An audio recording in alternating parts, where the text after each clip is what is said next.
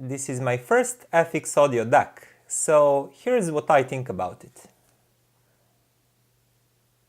Looking at it made of thick brushed aluminum with nice metal switches, I'd never guess it cost just around 70 bucks.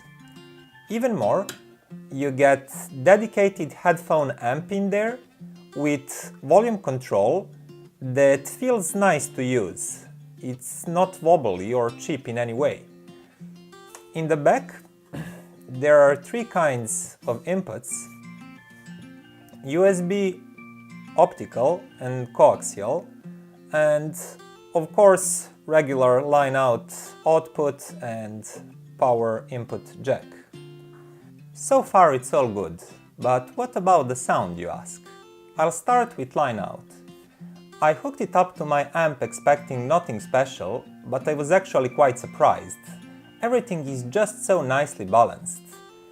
Bass has weight, but it's also well controlled. Mids are clear and full, highs are nice and clear too. Sound in general has a very decent energy and wide soundstage.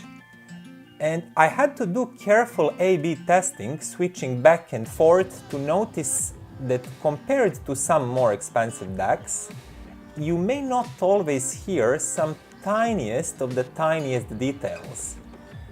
So let me explain that a little bit more. For example, if you listen to a great recording made in real room and there's that fine high frequency buzz and echo giving you the impression of space and atmosphere around the music, you can hear that on X6 too. It is there, but some other DACs can light up those highest frequencies even more, and that can give you just a bit more insight in that atmospheric part of the recording. Personally, I don't mind that slight roll-off at all, and I actually prefer it to overly open high-end.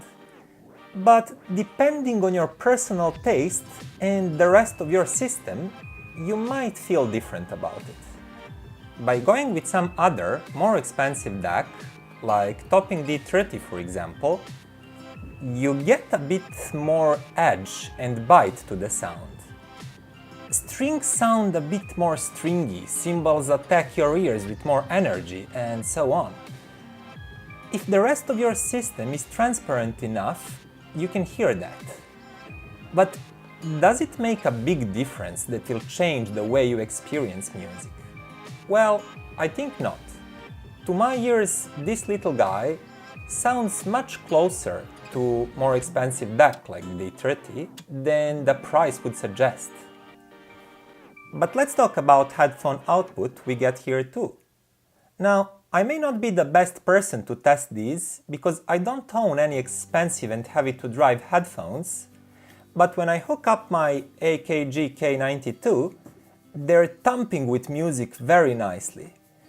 There's good soundstage, a lot of details, and I never missed power. So just to put this into perspective, you don't get this level of dynamics and soundstage with small USB DACs like SMSL Idea, Savage DA2 or DA3 for that matter. They're great for in-ears, they're okay with bigger cans, but I just don't get the same fullness and punch as I do with X6.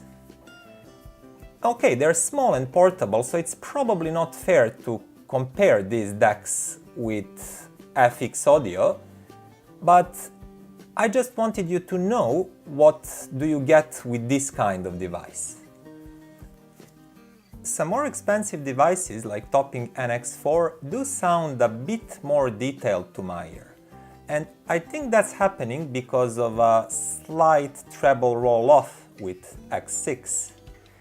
So with NX4 you get a bit more of that atmosphere from the recordings that comes with highest frequencies, but in general this is a really nice headphone amp, and if you're not comparing it with anything much more expensive, you'll probably have difficult time noticing any faults with this sound. To sum it up, functionality is great. With lots of inputs and headphone amp, volume control, it's covering a lot of needs. And sound is great too.